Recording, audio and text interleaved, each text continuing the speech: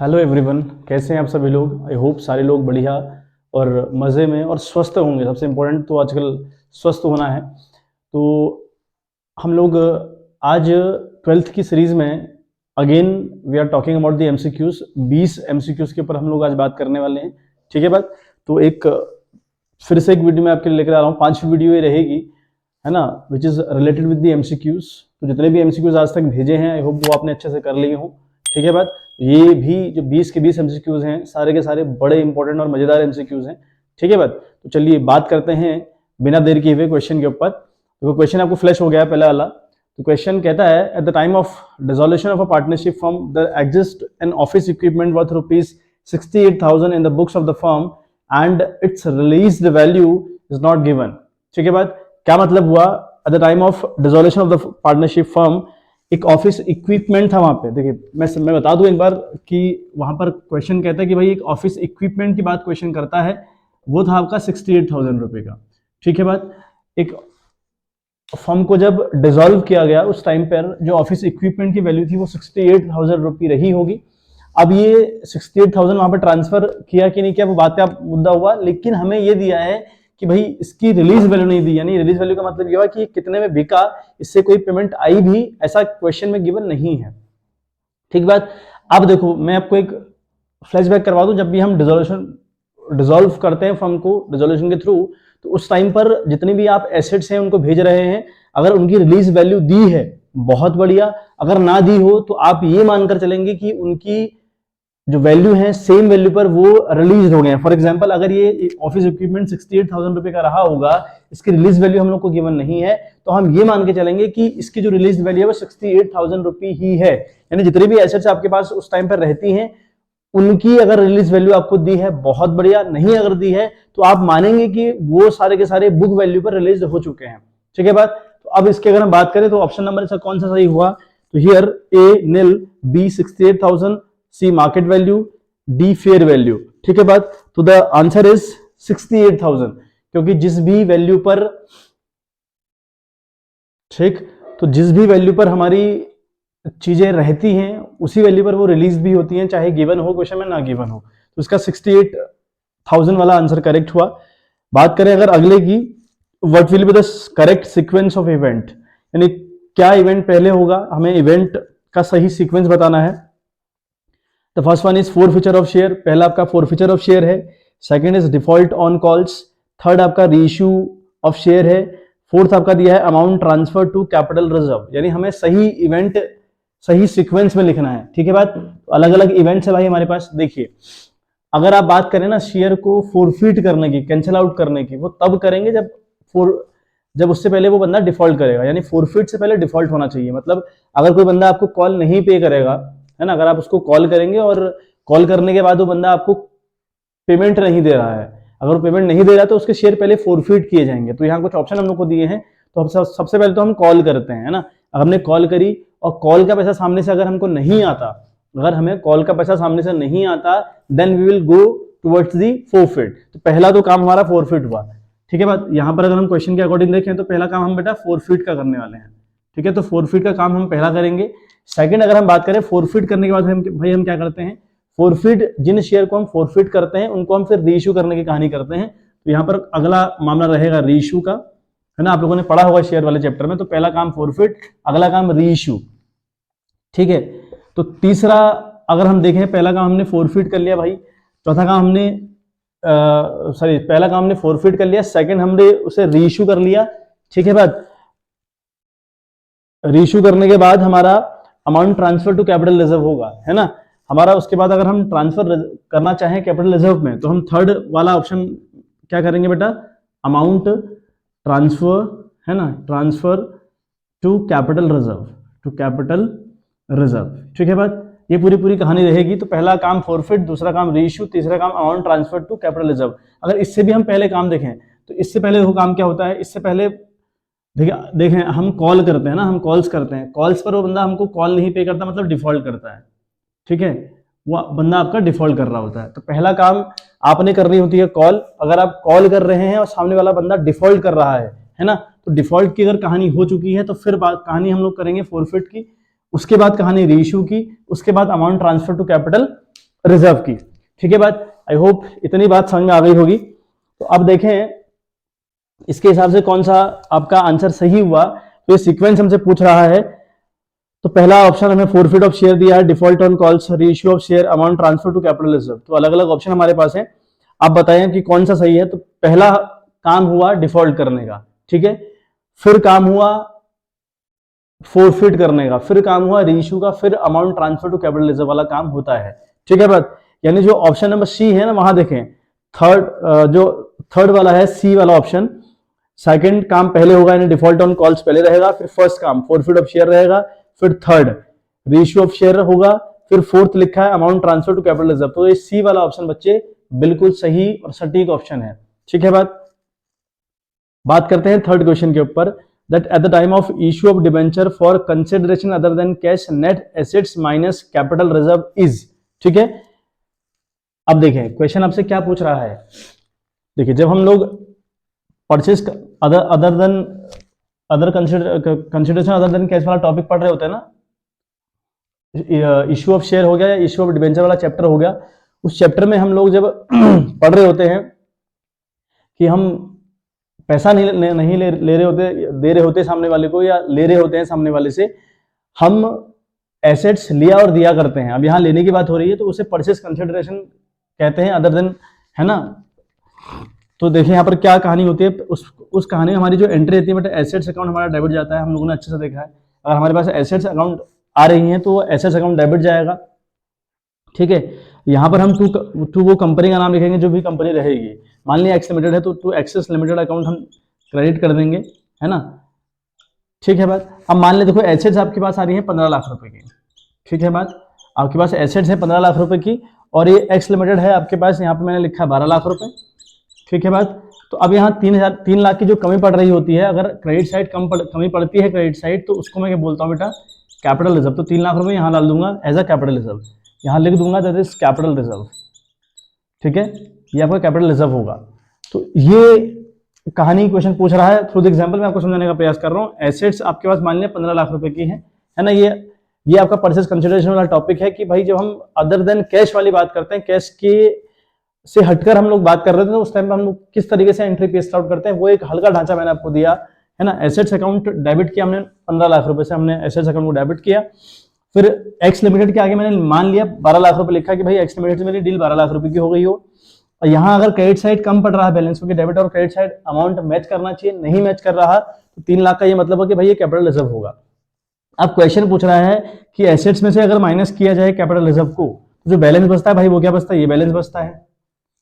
ठीक बात, अगर एसेट्स में से कैपिटल रिजर्व को माइनस किया जाए तो ये वाला बैलेंस बचता है, ये एक्स लिमिटेड का, यानी जो ये कौन सा अमाउंट है, ये वो अमाउंट है जो मैंने एक्स लिमिटेड को पे करना है, जो मैंने एक्स लिमिटेड को पे करना है, ये वो वाला अमाउंट है। एसेट्स में से कैपिटल रिजर्व हटाने के बाद ये जो अमाउंट निकला, वो ये निकला एक्स लिमिटेड को मैंने कितना देना है, तो भाई मैंने देना है 12 लाख रुपए, और इस 12 लाख रुपए को हम बोलते हैं परचेज कंसिडरेशन। ठीक है, the amount which I have to pay to the somebody or to the supplier, that amount will be called purchase consideration। तो ये इसका जो सही ऑप्शन होगा बच्चे, it will be purchase consideration, है ना। तो ऑप्शन नंबर ए बिल्कुल सही है, purchase consideration उसे हम बोलते हैं। ठीक है बात, अगली बात हम लोग करें, x and y are the partners in a firm sharing profits and losses in the ratio 5:3। x और y जो पार्टनर्स है वो 5 और 3 में अपना प्रॉफिट शेयर करते हैं। Z is admitted who acquire 1/3 of Y share, ये 1/3 शेयर एक्वायर कर रहा है Y का। The new ratio among partners will be। ठीक है, तो कहानी हमें दी है कि भाई एक्स वाई और दो पार्टनर हैं एक्स और वाई। चलिए कहानी कुछ ऐसी है, एक्स है और वाई है, दो पार्टनर्स हैं 5:3 में। ठीक है, इन्हें Z ज्वाइन कर रहा है, इनको Z ज्वाइन कर रहा है। ठीक है बात, फॉर 1/, और जो Z है वो Z क्या कर रहा है बेटा, वो Y का 1/3 शेयर ले रहा है। ठीक है, तो Y's 1/3 share he is taking now. ठीक है बात, यानी जो Z है वो Y का 1/3 शेयर एक्वायर कर रहा है। अब अगर हम देखें Y का कितना सेक्रीफाइस आया, तो हम देखें Y का कितना सेक्रीफाइस आया, तो Y का सेक्रीफाइस हुआ भाई, Y के पास है 3/8 का शेयर है कि नहीं है, 3/8 का शेयर, उसके पास 3/8 का शेयर है, तो उसमें से वो 1/3 दे रहा है इसको। ठीक, 1/3 दे रहा है, अपने शेयर का 1/3 दे रहा है, तो हम उसके शेयर का मल्टीप्लाई कर देंगे 1/3। तो 3 से 3 कटा, यहाँ बचा अल्टीमेट लेवल पर 1/8। तो इसका सेक्रीफाइस 1/8 आता है। किसका भाई? वाई का। अब जो एक्स है उसका तो शेयर 5 ही रहेगा ना, उसके शेयर में कोई दिक्कत थोड़ी आएगी, उसका तो 5 ही रहेगा, ठीक है। लेकिन माने उसका जो एक्स है उसका तो 5/8 ही रहा, बट वाई का तो था पहले 3/8। 3/8 में से उसने 1/8 किसी के फेवर में दे दिया, 1/8 लेस कर लें तो बचेगा बेटा 2/8। तो ये 2/8 इसका वाई का आया। बात करें अगर हम जेड की, तो भाई जेड को कितना मिला? जेड ने 1/8 अल्टीमेट लेवल पर रिसीव किया, है ना। तो 1/8, 2/8 और 5/8, ये इनका नया रेशियो है। तो नया रेशियो हो गया 5 ठीक है, 2:1। बट ये जो ऑप्शन है 5-2-1 वाला, that option will be correct option, ठीक है बात। तो जो डी वाला ऑप्शन है 5-2-1, यही इसका सही ऑप्शन हुआ बच्चे। फिर हम बात करें, in the partnership form a partner withdraw ₹5,000 per month on the first day of every month during the year for personal expenses. If interest on drawing is charged at the rate 6% per annum, the interest charge will be, option number A है 3600, B option है आपका 11950, सी आपका है 1800, D आपका है 1650, ठीक है बात। देखिए बच्चे, तो क्या कर रहा है, कोई पार्टनर है एक्स वाई जेड, मान लिया कोई पार्टनर है हमारे पास, एक्स में एग्जाम ले लिया, 5,000 रुपये निकाल रहा है, कब? पर मंथ और कब? फर्स्ट डे, हर महीने की पहली तारीख को ये बंदा 5,000 रुपये निकाला करता है, ठीक है बात। हर महीने की पहली तारीख में या फर्स्ट डे में ये बंदा 5,000 रुपये निकाल दे रहा है। अब हमें पता है भाई ये जो ड्राइंग है ना, it is regular drawing, regular in the sense amount हर महीने फिक्स है 5-5 हज़ार रुपये, और बिल्कुल टाइम पीरियड भी बिल्कुल फिक्स है, हर महीने की पहली तारीख को, हर महीने की पहली तारीख को, हर महीने की पहली तारीख को, यानी अमाउंट के साथ साथ बच्चे टाइम पीरियड भी बिल्कुल फिक्स्ड है, और ऐसी कंडीशन को बोलते हैं रेगुलर ड्राइंग। और रेगुलर ड्राइंग की जहां तक बात है, वहां पर जो फॉर्मूला हमारे पास था वो था रेगुलर ड्राइंग में इंटरेस्ट ऑन ड्राइंग निकालने का, है ना, आईओडी निकालने का। वहां पर फॉर्मूला क्या था बेटे? वहां पर था टोटल ड्राइंग कितनी करी आपने, है ना, आपने टोटल ड्राइंग कितनी करी है, एक बात, और मल्टीप्लाई बाई रेट बाई 100, कितना रेट है आपका, मतलब क्या रेट से आप इंटरेस्ट चार्ज करने का काम कर रहे हैं, और यहाँ पर एवरेज पीरियड एपी अपॉन 12 था, है ना। आई होप आपको फॉर्मूला याद हो। फिर एपी निकालने की एक टेक्निक हमारे पास हुआ करती थी, उस टेक्निक में मैं आपको हल्का सा फ्लैशबैक करूं। स्टार्टिंग, मिड और एंडिंग पॉइंट, 3 पॉइंट पकड़ दिया तो आप स्टार्टिंग में ड्राइंग करने का काम कर सकते हैं, या आप ड्राइंग मिड में काम करेंगे, या फिर एंड में करेंगे। दूसरी बात, यहाँ पर क्या होगा कि यहाँ मंथली ड्राइंग था, यहाँ मंथली की ड्राइंग की बात होती थी, यहाँ पर क्वार्टरली की बात होती थी, है ना, यहाँ पर क्वार्टरली की बात, और यहाँ पर हाफ ईयरली की बात, ठीक है बात।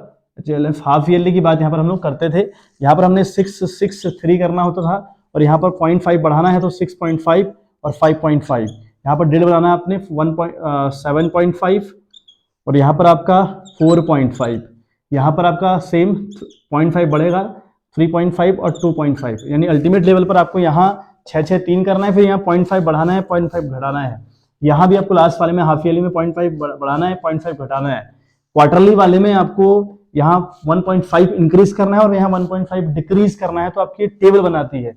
अब वो बंदा क्या कर रहा है, हर महीने की पहली तारीख को, हर महीने की पहली तारीख को, यानी स्टार्टिंग में, तो ये वाला इसका एवरेज पीरियड आएगा बच्चे। हर महीने की पहली तारीख को वो बंदा पैसा निकाल रहा है, तो इसका जो एवरेज पीरियड है इट विल बी 6.5। ड्राइंग की बात करें, टोटल ड्राइंग कितनी करी भाई, 5,000 रुपये पर मंथ निकाल रहा है, तो 12 पंजे 60, 12 बार निकालेगा ना, 12 बार निकाल सकता है ना वो पूरे साल में, तो 12 पंजे 60,000 रुपये निकालेगा। तो 60,000 रुपये ये निकाले, 60,000 इंटू 6/100, क्योंकि 6 का रेट है, ऐसा क्वेश्चन कह रहा है, और 6.5 अपॉन 12 करिएगा तो 1950 आपका आंसर आएगा। तो 1950 will be the correct option here, ठीक है। 1950 sorry is the correct option for this question, ठीक है बात। अगली हम बात कर लेते हैं,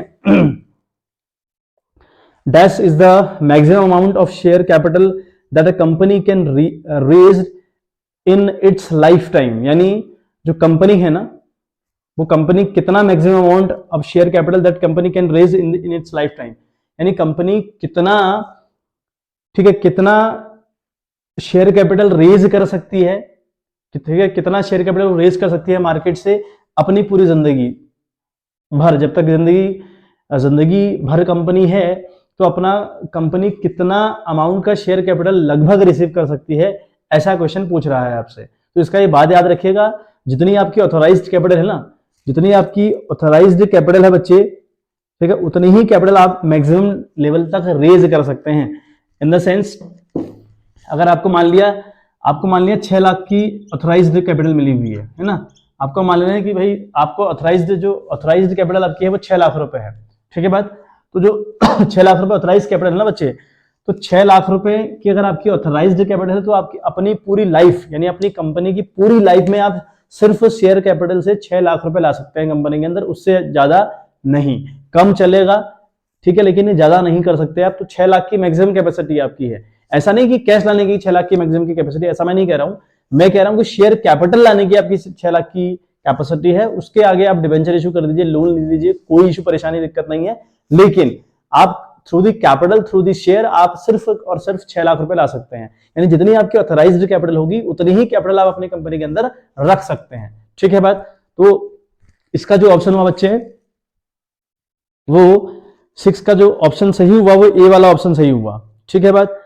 now 7 question as per the section number 52 companies act 2013 securities premium can not be utilised for, ठीक है। ये क्वेश्चन मैंने आपको 2-3 बार इसका एमसीक्यूज मैंने आपको करवा दिया। मैंने आपको कहा था कि क्वेश्चन बहुत इंपॉर्टेंट है, तो मैंने 2 या 3 बार ये क्वेश्चन करवाया है अलग अलग तरीके से, है ना। यहाँ फिर एक अलग तरीके से मैं लेके आया हूँ इसको। As per the section number 52 companies act 2013 securities premium can not be utilised for, ठीक है। अब कहाँ कहाँ हम एसपीआर को यूज नहीं कर सकते ये पूछ रहा है क्वेश्चन हमसे। तो पहला option for writing off preliminary expenses of the company, no, यहां तो हम इसको यूज करते हैं, हमने कई बार पढ़ लिया कि for the preliminary expenses of the company we can use और we can utilize the SPR. Second, writing off the capital losses. Capital losses क्या होती है भाई? माना आपने कोई एसेट खरीदी 1 लाख रुपए की, वो एसेट आपने कुछ टाइम बाद 80 की बेच दी, तो जो 80 की बेची ना आपने वो एसेट्स, 20 लाख का जो डिफरेंस था दैट इज कैपिटल लॉस, उसे हम कैपिटल लॉस कहते हैं, है ना। जितने भी आप एसेट्स खरीद रहे हैं वो आपके कैपिटल एक्सपेंसेस हुए। अगर कैपिटल एसेट्स को आप बेचते हैं लॉस पर तो आपको उससे कैपिटल लॉस हुआ। जस्ट एक एग्जांपल है, आपको कैपिटल लॉस होगा तो उस कैपिटल लॉस की रिकवरी आप एसपीआर से बिल्कुल नहीं कर सकते, ये अलाउड नहीं है। तो इसका बी वाला ऑप्शन है कि हम writing of capital for losses इसको यूज नहीं कर सकते। लेकिन थर्ड जो बात है, issue of fully paid bonus share बिल्कुल यूज करेंगे। यहाँ writing of discount on issue of share securities, यहाँ भी उसको हम यूज करेंगे। यूज हम सिर्फ एक जगह नहीं करेंगे, वो है आपका writing off the capital losses, ठीक है बात। तो ये क्वेश्चन बेटा अपने आप में बहुत इंपॉर्टेंट क्वेश्चन है, करिएगा अच्छे से इसको। नाउ 8वीं की अगर बात करें तो X Y and Z were partners sharing profit in the ratio 3:1 at the time of the year they distribute the profit equally. The profit for the year was rupees 1,20,000. The adjustment entry to rectify the error will be, क्या question पूछ रहा है? X Y Z 3 partner है firm के अंदर जिनका ratio 3:1 है, ठीक है बात। इनको उस पूरे साल में 1,20,000 का प्रॉफिट होता है, लेकिन ये लोग प्रॉफिट इक्वली बांट दिया करते हैं। अब इनको एडजस्टमेंट एंट्री बतानी है कि जो रेक्टिफाई वाली एंट्री होगी हम रेक्टिफिकेशन किस तरीके से करेंगे इस क्वेश्चन के अंदर, हमको ये बताना है बच्चे, ठीक है बात। चलिए देखिए बच्चे हम किस तरीके से क्वेश्चन की डिमांड कर रहा है, क्वेश्चन कह क्या रहा है हमसे, ठीक है बात। तो क्वेश्चन है कि एक्स वाई जेड 3 पार्टनर थे, इनका रेशियो 3:1 था और इनको प्रॉफिट हुआ बच्चे 1,20,000 का इनको प्रॉफिट हुआ। अब इन्होंने गलती क्या करी, इन्होंने प्रॉफिट इक्वली बांट दिया जो कि नहीं बांटना चाहिए था। अब प्रॉफिट अगर इक्वली बांटा है तो हमसे रेक्टिफाई वाली एंट्री पूछ रहा है, ठीक है बात। अब रेक्टिफाई एंट्री देखो हम किस तरीके से करने वाले हैं। अगर जब इसने प्रॉफिट बांटा होगा ना एक्स को, वाई को और जेड को इक्वली, तो देखो कितना मिला होगा। अगर देखें हमें प्रॉफिट हुआ है 1,20,000 का प्रॉफिट, 1,20,000 इंटू करें हम 3:1 बटे 3 2 5 1 6 6 दूना 12 है ना। तो ये 20,000 बचा, 20 तियां 60, 20 तियां 60, इसको मिला होगा 60,000 रुपए। ये गलत प्रॉफिट बांटा है लेकिन मिला होगा 60,000 रुपए। 20 दूनी 40, इस बंदे को मिला होगा 40,000 रुपए, ठीक है बात। और जेड को मिला होगा बच्चे 20,000 रुपए। वो बात, इतनी बात क्लियर होगी। अब देखें अगर हम बांटते 3:1 के रेशियो में तो हमारा क्या होता, 60 40 और 20 मिलना चाहिए था, है ना। ये मिला नहीं है, ऐसा हुआ नहीं है, ये हम कह रहे हैं कि ऐसा होना चाहिए था। एक्स को 60,000 मिलना चाहिए था, वाई को 40,000 मिलना चाहिए था, जेड को 20,000 मिलना चाहिए था। लेकिन हुआ क्या, इन्होंने एक्स वाई और जेड तीनों में प्रॉफिट इक्वल डिस्ट्रीब्यूट करा जो कि इनकी गलती थी।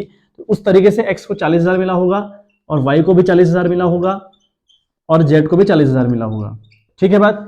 तो ये प्रॉफिट इनको मिलना चाहिए था और ये इनको दे रखा है। अब देखें हम करना क्या है, हम लोग को हमें करना क्या है, एक्स के अकाउंट में 60,000 जाने ही चाहिए क्योंकि ये जो रेशियो है वो 3:1 रेशियो है इनका। इन्होंने प्रॉफिट इक्वली बांट दिया, जाना इस तरीके से चाहिए था लेकिन कर ऐसे दिया। तो यहाँ पर क्या हो रहा है अल्टीमेट लेवल पर, देखो अगर x को 40 ऑलरेडी मिल गए हैं तो हमें फिर इससे 20,000 प्लस करना है, हमें यहाँ 20,000 प्लस करने हैं x के अकाउंट में। ठीक है बात, y को 40,000 मिलने चाहिए और 40,000 मिले भी हैं, तो इसका कोई रोल नहीं, इसका तो रोल नील है, नहीं y तो बाहर हो गया। ठीक बात। अगर बात करें z को 20,000 मिलने चाहिए लेकिन मिले कितने भाई 40,000, तो यहां से 20,000 में माइनस होंगे। ठीक है बात। अब जहां से माइनस होंगे, जिसके अकाउंट से माइनस हो रहे हैं वो जाएगा डेबिट, और जिसके अकाउंट में प्लस हो रहे हैं वो जाएगा बेटे क्रेडिट। तो यहाँ पर एंट्री जो जाएगी ना रेक्टिफाई वाली, जेट्स capital account debit to X's capital account credit with ₹20,000 वाला जो ऑप्शन आपका है that is the correct option.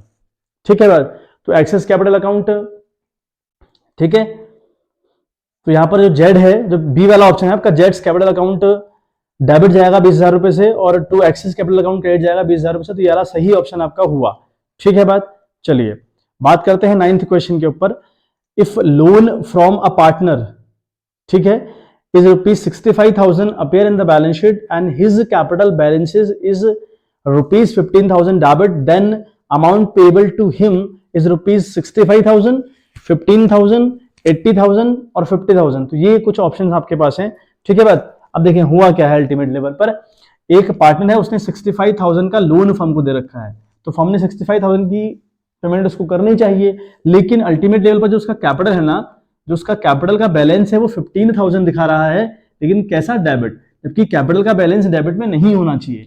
अगर कैपिटल डेबिट में दिखा रही है तो इट मींस कि आप माइनस में चल रहे हैं और आपको कंपनी ने 65,000 की पेमेंट करनी है, लेकिन जो आपकी कैपिटल माइनस में चल रही है ना, डेबिट में चल रही है, तो कंपनी इसको भी रिकवरी करेगी। तो कंपनी क्या करेगी, 65 से 15 को पहले रिकवर कर लेगी। आपका 65 देना है ना, तो इस हिसाब से 15 आपने भी देना है मेरा, तो 65 से 15 को लेस किया तो बचा आपका 50,000 रुपए। तो 50,000 की पेमेंट कंपनी अल्टीमेट लेवल पर इसको करने वाली है। ठीक है बात, 50,000 की पेमेंट कंपनी इसको करने वाली है, तो इसका जो ऑप्शन नंबर डी है बच्चे, that option is the correct option. ठीक बात। आगे बात करते हैं। Read the following hypothetical situation, answer question number 10 and 11। 10th और 11th का आपने आंसर देना है। इस हाइपोथेटिकल जो सिचुएशन है इसको पढ़ने के बाद, alpha and beta are partners with capital of ₹2 lakh and 1 lakh respectively. The distribution of profit is according to following provision of the deed. Partners are entitled to interest on capital of 5% per annum, यानी जो partners हैं उनको 5% के हिसाब से interest on capital मिलेगा। Second बात करता है कि बेटा बीइंग, ठीक है, बेटा being a working partner was also allowed a salary of ₹20,000, बेटा को 20,000 की सैलरी भी मिलती है। आगे बात करता है कि profit were to be divided as follows, जो प्रॉफिट रहेगा ना, जो डिविजिबल प्रॉफिट रहेगा, सारे तामझाम करने के बाद जो प्रॉफिट बचता है उसे हम कहते हैं डिविजिबल प्रॉफिट। उस डिविजिबल प्रॉफिट को बांटने की टेक्निक क्या रहेगी, first ₹30,000 in proportion to their capital, यानी जो पहले का 30,000 रुपए है वो कैपिटल के प्रोपोर्शन में बांटा जाएगा। अगला जो 20,000 रुपए है वो 3:2 के हिसाब से बांटा जाएगा। रिमेनिंग प्रॉफिट बांटा जाएगा बेटे इक्वली। ठीक है, ये पूरी की पूरी कंडीशन आपके पास है।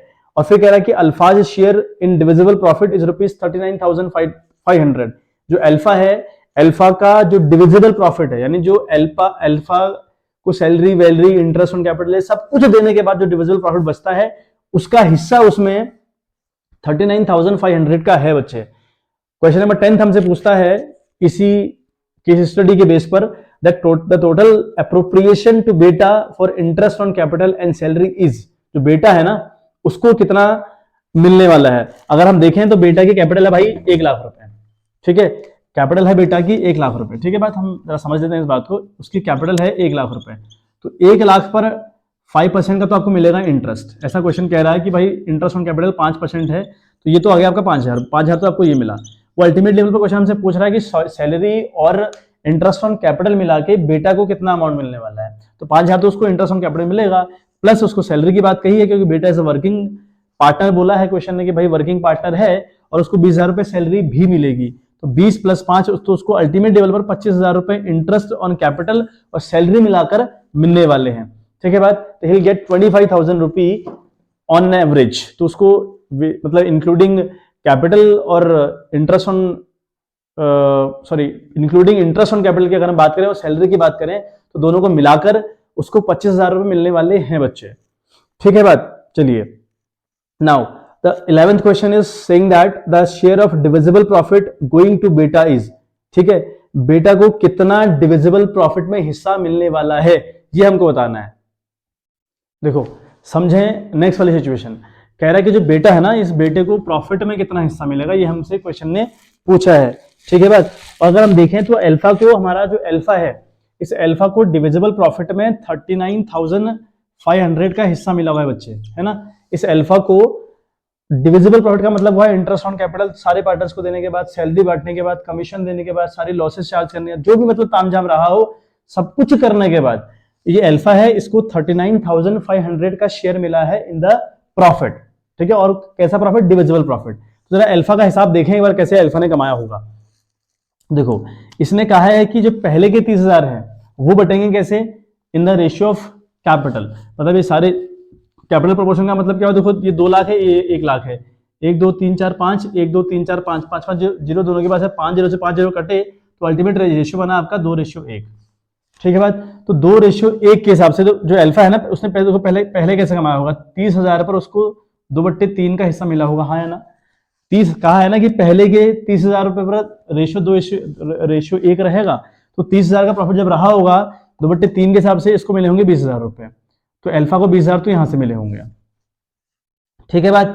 ऐसे ही अगर हम बात करें किसकी, भाई बेटा की, तो बेटा को कितना मिले होंगे, भाई बेटा को 30,000 में उसका जो हिस्सा है ना बेटा का 30,000 में, वो 1/3 का है, तो 3 यानी उसको मिला होगा 10,000 रुपए। समझते चलना है इस क्वेश्चन को आराम से। तो 10,000 रुपये उसको यहां से मिला होगा। अगले 20,000 में अगर बात करें तो अगले 20,000 में इसने क्या कहा है, अगले 20,000 में जो इनका हिस्सा रहेगा वो 3:2 का रहेगा। मतलब देखो 3:2 है ना, एक साथ कर लेते हैं, 3:2/5, तो 5 चक्को 20, 4 तियां 12, तो इसको तो मिलने वाले हैं 12,000 रुपए। किसको भाई, अल्फा को 12,000 मिले, और इसको मिलने हैं 4 दूनी 8, तो इसको 8,000 मिलने वाले हैं। ठीक, पहले में 10,000 रुपए मिलेंगे इसको, फिर दूसरे वाले में 8 मिलेंगे बेटा को। अब देखो, अब 20 और 12 हो गया इसका अल्टीमेट लेवल पर 32,000 रुपए। ठीक है, कहानी यही समझने लायक है इसमें, 20 और 12 हो गया 32,000 रुपए, जबकि इसको मिला है अल्टीमेट लेवल पर 39,500 रुपी। तो इन दोनों का जो डिफरेंस हुआ ना, वो कितना हुआ, 7,500 का डिफरेंस हुआ, यानी 7,500 इसको फिर मिला होगा रिमेनिंग वाले में, इसको 7,000 रुपए 7,500 मिला होगा रिमेनिंग वाले में। आई होप बात समझ में आ रही होगी। ठीक है, तो दोनों का हिसाब लगाया तो 32,000 उसको मिला नहीं, उसको तो मिला है 39,500। तो मैंने कहा यार इन दोनों का जो डिफरेंस है वो 7,500 है, 7,500 इसने कमाया होगा रिमेनिंग वाले पार्ट से, और रिमेनिंग पार्ट था इक्वल। अगर इसको 7,500 मिले हैं तो इसको भी 7,500 मिले होंगे, तो हम इसके आगे भी 7,500 लिखने वाले हैं। ठीक है बात। तो जो हिसाब बनाया ना मैंने अल्फा का, इसी 7,500 के चक्कर में बनाया कि आखिर यहां कितना आएगा। बाकी तो खैर इजी था मामला, लेकिन ये कैसे करते विदाउट इस प्रोसेस के। ठीक है बात। अब इसको देखो कितना मिला, 10 18 18 और 7 हो गया आपका 25,500। तो अल्टीमेट लेवल पर इसको मिला बेटे 25,500। तो इसका हिस्सा जो बेटा है उसका जो हिस्सा रहेगा इस प्रॉफिट में बच्चे, वो रहेगा 25,500 का। तो ऑप्शन नंबर सी सही ऑप्शन हुआ। ठीक है बात। देखिए बेटे, अगला क्वेश्चन आपसे क्या कहता है कि X and Y are partners in a firm sharing profits in the ratio 5:3. They admitted Z as a new partner. The new profit sharing ratio will be 4:3:2. The firm's goodwill on Z's admission was valued at rupees 1,26,000, but Z could not bring any amount of goodwill in cash. Credit will be given to option A, option B, option C, option D आपको दिए हैं। क्या इस question का मतलब है, थोड़ा सा इसकी मीनिंग समझें। कहना ये क्वेश्चन क्या चाह रहा है कि भाई एक्स और वाई दो पार्टनर्स हैं, इनका जो प्रॉफिट शेयरिंग रेशियो है वो 5 और 3 है, और जो एक्स वाई जेड है इनका जो नया रेशियो है after the admission of Z, the profit will has become now 4:3:2। ठीक है बात। और जो गुडविल फर्म की है वो 1,26,000 रुपए आकी गई, 1,26,000 रुपए कैलकुलेट करी गई। अब ये कह रहा है कि भाई अमाउंट बंदा जो गुडविल का रहेगा, नए वाले का शेयर जो रहेगा गुडविल में, वो लेकर नहीं आ रहा है। अब वो लेकर नहीं आ रहा है तो उससे ये मतलब थोड़ी है कि उसकी एंट्री नहीं होती, बिल्कुल होती है भाई। जो आने वाला बंदा है उसका करंट अकाउंट खुलता है, और जो पुराने बंदे हैं उनको गुडविल मिला करती है, चाहे लेकर आए चाहे ना लेकर आए, उससे कोई मतलब नहीं हुआ। अब 1,26,000, लेकिन हमें पता है भाई गुडविल का जो पूरा तामझाम है वो रहता है आपका सेक्रीफाइस रेशियो में, है ना। सेक्रीफाइस निकलता है ओल्ड माइनस न्यू करके, वी नो वेरी वेल कि भाई ओल्ड माइनस न्यू आपका सेक्रीफाइस का फॉर्मूला हुआ। अच्छा, बात करें एक्स की, एक्स ने कितना सेक्रीफाइस किया, तो भाई एक्स का जो पुराना रेशियो है वो आपका उसका है 5/8। ठीक है, और अभी है 4 3 7 2 9, 4/9। ठीक है बात करें अगर हम वाई की, है ना, वाई का क्या मामला है भाई, वाई का जो पुराना रेशियो है वो है आपका 3/8 का शेयर है, और अभी उसका 3/3 9 का हो गया है मामला। ठीक है बात, करते हैं बात। अगर इसका हम 8 और 9 का एलसीएम लें तो ये आएगा बेटा 72। ठीक है, ये आएगा आपका 72, 8 9 72, मतलब इस 8 को 72 बनाने के लिए हमें 9 बार मल्टीप्लाई करना पड़ेगा, जितनी बार नीचे उतनी बार ऊपर, 5 9 45 है ना, तो आपका ये 45 हो गया। और 9 8 जार 72, 4 8 जार 32, ये आपका 32 हो गया। अल्टीमेट लेवल पर लेस करने तो ये 13/72 आ रहा है। और ऐसे ही एलसीएम यहाँ भी 72, 8 9 जार 72, 3 9 जार 27 है ना, और आपका 9 8 जार, तो 3 8 जार अगर बात करें तो 24 हुआ, तो आपका ये आया 3/72। ठीक है बात, तो इनका जो सेक्रीफाइस आया बेटा वो 13:3 आया, जो इनका सेक्रीफाइस आया ना अल्टीमेट लेवल पर 13:3 का इनका सेक्रीफाइस बना। ठीक है बात, पहले बात कर लेते हैं इस गुडविल में आने वाले बंदे का कितना हिस्सा रहेगा। अगर हम बात करें कि जो गुडविल है उसमें जो हमारा आने वाला बंदा है ना, वो कितनी अल्टीमेट लेवल पर वो कितना उसको कितना लेकर आना पड़ेगा, पहले तो हम उसकी बात कर लें। अगर हम बात देखें तो देखो क्या हो रहा है, 1,26,000 रुपए है भाई। 1,26,000 में इस आने वाले बंदे का दो का कितना हिस्सा है, 2 का हिस्सा है, मतलब 2/9 का। अगर आप काटे तो ये आएगा बेटा 28,000 रुपए, मतलब इस बंदे को 28,000 रुपए लेके आने पड़ रहे हैं, इस बंदे को 28,000 रुपए लेके आने पड़ेंगे। अब इस 28,000 में किसका शेयर है भाई, 28,000 इंटू है ना 13/16। ठीक है, इन दोनों को ऐड करके 13/16 हुआ, यानी 22,750 रुपए एक को मिलेंगे। ऐसे ही अगर करें 28,000 इंटू 3/16 है ना, यह आएगा आपको 5,250 रुपए। तो एक को मिलेंगे 22,750 रुपए और दूसरे वाले को मिलेंगे 5,250 रुपए। ठीक है बात, तो इसमें जो ऑप्शन हुआ बेटा, इसका जो ऑप्शन हुआ आपका सी वाला, that option is correct option. ठीक है बात, देखिए बच्चे अगला क्वेश्चन देखिए। नेक्स्ट वाला क्वेश्चन आप लोग समझे हैं। क्वेश्चन आपका कह रहा है कि Vikas limited has issued capital of ₹20 lakh equity share of ₹10 each till date. It will be per share have been called up an entire amount received except calls of ₹4 per share on 800 shares and ₹3 per share from another holder who held 500 share. What amount will appear as subscribed but not fully paid up capital in the balance sheet of the company?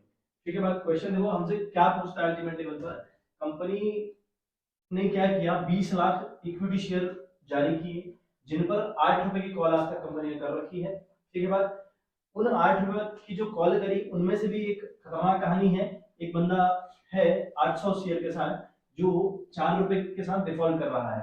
एक बंदा दूसरा है जो जिसके पास company के 500 share हैं, ये बंदा 300 शेयर से डिफॉल्ट कर रहा है। तो हमें अल्टीमेट लेवल पर बताना है subscribe but not fully paid up की जो कैटेगरी है ना, subscribe but not fully paid up की जो कैटेगरी है उसके आगे हम कितना अमाउंट रिप्रेजेंट करने वाले हैं। ठीक बात, चलिए समझते हैं बात आराम से। देखें तो ये पूरी category subscribe but not fully paid up वाली कैटेगरी बनेगी। यहाँ पर क्वेश्चन जब हम बैलेंस शीट बनाते हैं ना, तो वहाँ पे पहला हेड ऑथराइज्ड कैपिटल का नोट्स पर कौन की बात कर रहा हूँ, वहाँ पहला हेड हम ऑथराइज्ड कैपिटल लिखते हैं, अगला इश्यूड कैपिटल लिखते हैं, दोनों just for the purpose of disclose के पर्पस से हम लोग इनको दिखा रहे होते हैं। ठीक है बात, कहानी अगली अगर हम समझें तो आगे हमें क्या लिखा हुआ है कहानी में कि अब देखें आपके पास कंपनी के 20 लाख शेयर हैं, कंपनी के पास 20 लाख शेयर हैं, उनमें से एक 800 वाला डिफॉल्ट कर रहा है, एक 500 वाला डिफॉल्ट कर रहा है। अल्टीमेट लेवल पर 1300 शेयर के साथ डिफॉल्ट हुआ बच्चे, 1300 शेयर के साथ डिफॉल्ट हुआ, तो 20 लाख से 1300 शेयर घटाए तो हमारे पास क्या बचा, 19,98,700। तो मैं कह रहा था कि अगर कैटेगरी की हम बात करें ना तो इसमें सिर्फ एक, जब आप पूरी कॉल नहीं करते हैं, ठीक है, तो पूरी कॉल अगर आप नहीं करते हैं तो सिर्फ आपकी एक कैटेगरी बनती है subscribe but not fully paid up वाली कैटेगरी। ठीक है बात, बाकी कैटेगरी के ऊपर हम लोग काम नहीं करते हैं, जो ऑथराइज्ड कैपिटल है ठीक है, इश्यूड कैपिटल के ऊपर हम लोग काम करेंगे, लेकिन थर्ड वाली कैटेगरी में हमेशा 2 कैटेगरी बनती है, subscribe but and fully paid up, एक बनती है subscribe but not fully paid up. तो जब आप पूरी कॉल नहीं करते उस टाइम पर आपको सिर्फ एक कैटेगरी मेंटेन करनी है, subscribe but not fully paid up वाली। तो यही हमसे क्वेश्चन पूछ रहा है। अब 19,98,700 शेयर आपके पास बचे, आपने 8 रुपए की कॉल करी अल्टीमेट लेवल पर इन पर, तो ये बेटा आ रहा है आपका, ठीक है बात, ये आपका आ रहा है 1,99,000। ठीक है, मैं मल्टीप्लाई कर दे रहा हूँ, कैलकुलेटर यूज कर ले रहे हैं, आप लोग कर लीजिएगा, एक बार क्रॉस मल्टीप्लाई कर लीजिएगा, क्रॉस चेक कर लीजिएगा, है ना। तो ये आ रहा है बेटा 1 करोड़, है ना, ये आ रहा है आपका 1,59 लाख। ठीक है, 1,59 लाख 89,600, ये इतना अमाउंट आपका आ रहा है, विच इज जिन पर कोई डिफॉल्ट नहीं है, इतने शेयर हैं और उन पर 8 रुपए की कॉल आपने करी तो इतने पैसे आपके पास आने चाहिए। अब 800 शेयर से 8 रुपए की कॉल आपने इससे भी तो करी होगी इस बंदे से, तो 6400 इससे मांगे होंगे, और 500 वाले से आपने 8 रुपए मांगे होंगे, तो आपने अल्टीमेट लेवल पर 4000 रुपए मांगे होंगे, तो अल्टीमेट लेवल पर 10,400 यहां से आने चाहिए थे। लेकिन क्या होता है, इनमें लेस कॉल सेंटर की कहानी दे रखी है कि भाई एक बंदा 800 शेयर से 4 रुपए पर डिफॉल्ट कर रहा है 3200 रुपए का, एक बंदा 500 से 3 रुपए का डिफॉल्ट कर रहा है तो 1500 रुपए। तो अल्टीमेट लेवल पर डिफॉल्ट अगर हम देखें, अगर हम इनका डिफॉल्ट चेक करें तो यार 4700 का डिफॉल्ट है ना, 10,400 थोड़ा सा बाहर लिखें, और यहाँ पर 4700 का डिफॉल्ट इन लोगों का आ रहा है, इन दोनों को जोड़कर। ठीक है बात, अल्टीमेट लेवल पर यहाँ से 14 से अगर 7 गया तो 700 रुपए यहाँ आया, और यहाँ 9 से 4 गया तो 5,700 आप इस वाले अमाउंट में प्लस करने वाले हैं। ठीक है बात, ये दोनों अमाउंट आपके आपस में प्लस होंगे, और प्लस करने के बाद बच्चे, प्लस करने के बाद ये बैलेंस आपका बन जा रहा है ठीक है 1 करोड़, ये बन रहा है 1 करोड़ 59 लाख, 1 करोड़ 59 लाख, 1 करोड़ 59 लाख 95,300 तो ये अल्टीमेट लेवल पर बैलेंस बन रहा है जो आप रिप्रेजेंट करेंगे under the category subscribe but not fully paid up. अब जो भी इसका ऑप्शन सही हो बच्चे उस पर आप टिक करें, तो इसका ऑप्शन सी वाला ऑप्शन इसका बिल्कुल करेक्ट ऑप्शन है बटे, तो इसे आप करें। ठीक है बात, रही बात नाउ नेक्स्ट क्वेश्चन की, 14th वाला क्वेश्चन अगर हम बात करें तो debentures that do not carry any charges और security on assets of the company are known as secured, unsecured, convertible, registered debenture. तो ये बेटा जो डिबेंचर है ना, 3-4 कैटेगरी डिबेंचर की रहती है, इनको अच्छे से पढ़ लीजिएगा क्योंकि क्वेश्चन काफी इस बार आने की चांसेस हैं एग्जाम में। ठीक है बात, तो यहाँ पर अगर हम बात करें तो जिन डिबेंचर पर कोई गारंटी गिवन नहीं है, कोई सिक्योरिटी गिवन नहीं है, तो भाई वो कैसे डिबेंचर होंगे, बिल्कुल कॉमन सेंस वाली बात है, तो ये अनसिक्योर्ड डिबेंचर होंगे, तो बी वाला ऑप्शन सही है बिल्कुल। बात करें if total assets are ₹2 lakh and total liabilities of ₹40,000, amount release on sale of assets is ₹1,75,000 and realisation expenses are ₹3,000, the profit और loss on realisation will be, यानी ठीक है, if the total assets are ₹2 lakh, total liabilities are ₹40,000, amount release on sale of assets is ₹1,75,000। ठीक है बात, and the profit और loss on realisation will be, यानी profit और लॉस रियलाइजेशन के रिगार्डिंग कितनी होगी, प्रॉफिट होगा 12,000 का पहला ऑप्शन, लॉस होगा 68,000 रुपए का second option, third option loss होगा 28,000 का, और डी वाला ऑप्शन है आपका 25,000 का आपको भाई साहब लॉस होगा। तो ये पूरी की पूरी आपको कहानी क्वेश्चन में गिवन है, इसके ऊपर हमें करनी है बात। ठीक है, चलें समझे, बात करते हैं। तो टोटल एसेट्स हम लोग को दे रखे हैं 2 लाख रुपए की, लाइबिलिटीज हम लोग को दे रखे हैं 40,000 रुपए की, और रियलाइजेशन एक्सपेंसेस हमको दे रखे हैं 30,000 रुपए के। तो बात करें तो देखो रियलाइजेशन अकाउंट हम लोग किस तरीके से बनाया करते थे, है ना, वी नो वेरी वेल कि भाई अकाउंट इस तरीके से हमने खोला। ठीक है बात, अब एसेट्स को हम कहाँ भेजते थे भाई, एसेट्स को हम डेबिट साइड भेजेंगे क्योंकि डेबिट बैलेंस होता है एसेट्स का, और एक क्रेडिट। ठीक है, हल्का सा एक ओवरव्यू देखते हैं कि अल्टीमेट लेवल पर लॉस हो रहा है इस कंडीशन में कि प्रॉफिट हो रहा है। तो एसेट्स तो भाई साहब यहाँ आएंगी, है ना, जितनी भी एसेट्स आपकी हैं वो 2 लाख की एसेट तो आपकी यहाँ आएंगी बच्चे, तो 2 लाख की एसेट्स यहाँ आ गई, तो अगर एसेट्स यहाँ आ रही तो लाइबिलिटीज यहाँ आती होंगी, तो बाई लाइबिलिटीज आपकी यहाँ चले गई। ठीक है बात, तो लाइबिलिटी आपकी यहाँ आ गई भाई, ये बची ये है आपकी 40,000 रुपए की। ठीक है बात, फिर लिखा है कि भाई जो इन एसेट्स को बेचने के बाद जो पेमेंट आया ना कंपनी के पास, वो 1,75,000 रुपए का आया हुआ है, रिलीज वैल्यू है, मतलब कि इन एसेट्स को नीलाम कर दिया होगा, बेच दिया गया होगा, और उससे 1,75,000 रुपए आपने कमाया है। अगर कमाया है तो एंट्री इस साइड जाती है बाई बैंक करके, है ना, तो बाई बैंक ये लिखे 1,75,000 रुपए। ठीक बात, अब यहाँ पर एक लाइबिलिटी है ना 40,000 रुपए की, लाइबिलिटी को पे करने का जिक्र क्वेश्चन में हो या ना हो, आपने वो पे करना होता है। अगर ऐसा है तो हम टू बैंक करके ये भी पेमेंट करेंगे। ठीक है, तो 40,000 की ये पेमेंट कर देंगे भाई। उसके बाद एक हमारे पास रियलाइजेशन एक्सपेंसेस था, तो उसको भी हम टू बैंक करके 3,000 रुपए ये भी पे करेंगे, है ना। ये अल्टीमेट लेवल पर अकाउंटिंग रहेगी इतने ट्रांजेक्शंस की। अगर ये इवेंट हुआ होता ना तो इस तरीके से आप अकाउंट मेंटेन करते, तो अल्टीमेट लेवल पर टू वाला आपका लॉस वाला साइड हुआ और बाई वाला आपका इनकम वाला साइड हुआ। तो मतलब अगर ये बड़ा है तो फिर आपको इनकम आएगी, और अगर ये बड़ा आ गया, टू वाला बड़ा आ गया, तो आपको लॉस आएगी। और यहाँ पर आप देख सकते हैं 2,40,000 और 2,43,000, ये आ रहा है आपका 2,43,000 रुपए, और जबकि ये 2,43,000 तो बिल्कुल नहीं है, और ये आपका आएगा, ये भी 2,43, यहाँ पर आप मैचिंग करेंगे 2,43,000 रुपए, और अगर इसको ऐड आप करते हैं, है ना, तो 7 4 11, ये आ रहा है आपका लगभग 1,15,000 की समथिंग। ठीक है बात, तो एक बार कर लें, कितना हमारा यह हो रहा है 1,75,000 प्लस 40,000 अगर हम करें तो ये बन रहा है आपका 2,15,000 रुपये। और 2,15,000 से अगर आप माइनस करें, मतलब ये जो यहाँ से यहाँ तक ऐड करके आ रहा ना, 2,15,000 की इनकम हुई, खर्चा ज्यादा हो गया 2,43,000 रुपये का, तो अभी सी बात है लॉस में है आप। तो 2,15 और माइनस करें 2,43,000, तो ये बच रहा बेटा 28,000 रुपये। तो 28,000 रुपये आपका नुकसान हो रहा है, इस साइड 28 का बैलेंस आपको दिखाना पड़ रहा है, अगर इस साइड दिखाना पड़ रहा है तो लॉस हुआ है, तो ये आपका लॉस है भाई। तो यहाँ पर आपको लॉस हो रहा है अल्टीमेट लेवल पर, वो भी 28,000 रुपये का। ठीक है, तो इस तरीके से अकाउंट मेंटेन कर ले। तो ये बेटा प्रैक्टिस की बात है, एक बार प्रैक्टिस अगर आपकी हो जाएगी तो फिर एग्जाम में इतना नहीं करना पड़ता, वहां पर आप कंफर्म रहेंगे, श्योर रहेंगे, क्योंकि प्रैक्टिस चाहिए होती है चीजों के लिए। अगर आपकी प्रैक्टिस इस तरीके से है, और ये तो आपको बेस समझाया जा रहा है कि इसके पीछे कहानी क्या है ना।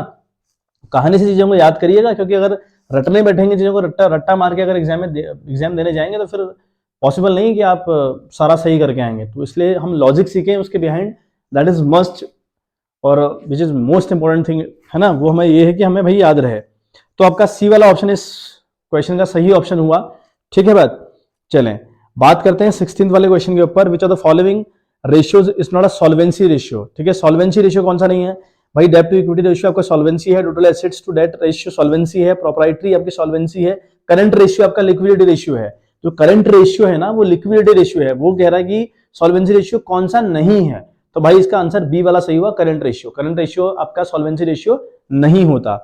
बात करें 17th क्वेश्चन की, what is the importance of financial statement analysis for creditors. बात करें क्रेडिटर्स की, तो क्रेडिटर्स कंपनी की फाइनेंशियल स्टेटमेंट एनालिसिस में क्यों इंटरेस्ट लेते हैं?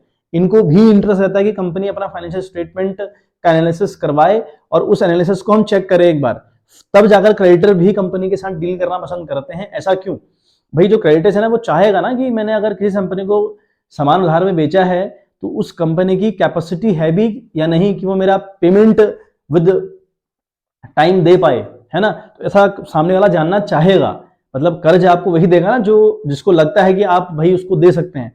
अगर आपकी कैपेसिटी देने की नहीं लगेगी तो आपको सामने वाला उधार नहीं देगा। वही कहानी यहां भी है।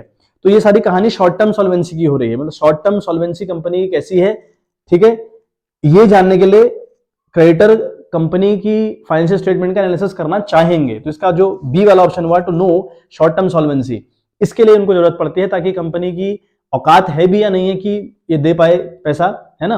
तो सामने वाला इसलिए वो चेक करते हैं, एक बार क्रॉस चेक करने का तरीका हुआ कि हाँ यार एक बार इसका solvency short term solvency ratio check कर लो, फिर उधार दो आराम से। तो ये बी वाला ऑप्शन सही हुआ। बात करें 18 वाले की, what will be the effect of issue of bonus share on debt to equity share. Debt to equity share का जो रेशियो हुआ बच्चे, वो डेट टू इक्विटी हुआ, है ना। मैं आपको दिखा देता हूं एक बार।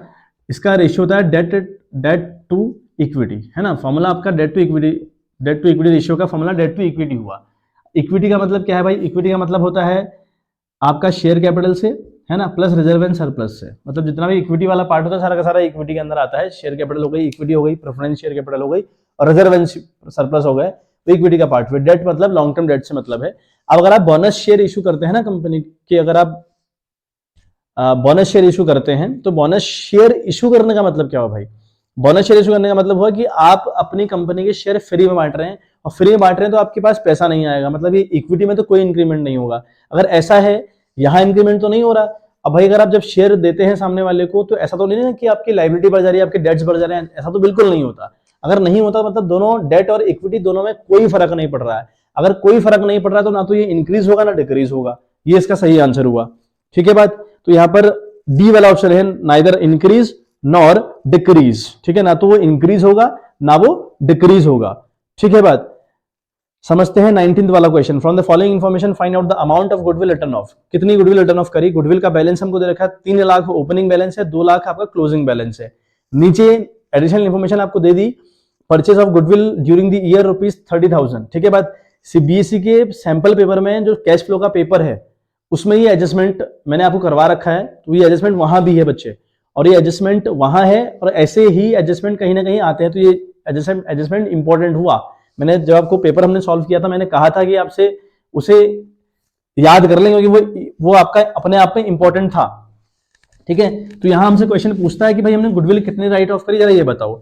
अब अगर गुडविल राइट ऑफ करने की कहानी हो, गुडविल ऊपर भी आपको दे रखी है, नीचे भी खरीदी वाली गुडविल अगर आपको दे रखी हो, तो गुडविल राइट ऑफ कितनी करी होगी, इसका एक फॉर्मूला हुआ। तो फॉर्मूला आपका होता है ना, ओपनिंग गुडविल। आप लिखें कि कि ओपनिंग गुडविल कितनी है हमारी, वो लिखें आप लोग, ओपनिंग गुडविल प्लस इसमें करें परचेज गुडविल, इसमें फिल करें आप लोग परचेज गुडविल और माइनस करें इसमें से क्लोजिंग गुडविल। तो अपने आप समझ में आ जाएगा कि भाई कितनी गुडविल को आपने राइट ऑफ किया है। ठीक है बात। अगर आप ओपनिंग गुडविल की बात करें, भाई ओपनिंग गुडविल तो 3 लाख रुपए है, यानी जो पिछले साल की गुडविल है ना, जो पिछले साल की गुडविल है दैट इज ओपनिंग गुडविल, तो वो तो आपकी 3 लाख रुपए है। उसके बाद बात करें आपने कितने की खरीदी गुडविल, तो आपने 30 की गुडविल खरीदी है, तो 30,000 की गुडविल आपने खरीदी और माइनस जो क्लोजिंग की अगर हम बात करें तो वो 2 लाख रुपए आपका है। ठीक है, तो 3 लाख और 30 हुआ 3,30,000 माइनस 2 लाख किया तो आया आपका 1,30,000। तो ये गुडविल 1,30,000 आपने इस साल राइट ऑफ करी होगी। ठीक है बात। तो इसका जो सही आंसर हुआ बेटा वो 1,30,000 यानी डी वाला ऑप्शन सही हुआ। बात करते हैं आखिरी क्वेश्चन के ऊपर। आखिरी क्वेश्चन कह रहा है 20वां, issue of equity share is known under, है ना, sorry not known, shown under, मतलब अगर आप इक्विटी शेयर इशू करते हैं तो उससे कैश आएगा। और इस जो इक्विटी शेयर्स हैं, डिबेंचर्स हैं, बैंक ओवरड्राफ्ट है, बैंक लोन है, इनसे कंपनी का फंड रेज होता है और जिन भी एक्टिविटी से फंड रेज होता हो वो सारी की सारी एक्टिविटी जाती है अंडर द फाइनेंशियल एक्टिविटी। ठीक है, तो इशू ऑफ इक्विटी शेयर भी आपकी एक फाइनेंशियल एक्टिविटी ही हुई। ठीक है बात। तो ये 20 के 20 क्वेश्चन बच्चे सॉल्व हुए। पूरे क्वेश्चन बड़े मजेदार क्वेश्चन है ना। आप इन क्वेश्चंस को अच्छे से कर लीजिएगा। तो ये पूरी की पूरी 5वीं वीडियो आपके पास आ रही है आज एमसीक्यूज की, और 5वीं वीडियो आने का मतलब है आज आप इस पीडीएफ को करने के बाद 90 क्वेश्चन आपके पास होंगे which is exam oriented question, बहुत इंपॉर्टेंट क्वेश्चन है, बहुत मेहनत लगी है इन क्वेश्चन को ढूंढने में और करने में, फिर पीडीएफ बनाने में आपके लिए, है ना। तो अच्छे से पढ़िएगा और अच्छा करिएगा एग्जाम में। एग्जाम में आपने ये ध्यान रखना है कि 20 के 20 मार्क्स शुरुआत के तो आने ही आने हैं, एक मार्क्स नहीं छोड़ना है। और बहुत जल्दी हम 12th की स्ट्रेटेजी के ऊपर बात करना है, हाउ टू स्कोर, है ना, प्लस 95 के ऊपर मार्क्स कैसे लाने हैं, आई टेल यू। ठीक है बात। तब तक के लिए आप ये पीडीएफ करते रहिए, जितना मैं आपको मटेरियल भेजते आ रहा हूँ उन पर फोकस करते रहिए और फिर उसके बाद आपकी मार्क्स कहीं नहीं कटेंगे, ऐसी गारंटी मैं आपको देता हूँ। ठीक है बात। तो चलिए फिर मिलते हैं आपसे इन द नेक्स्ट वीडियो। तब तक के लिए bye bye, have a good day.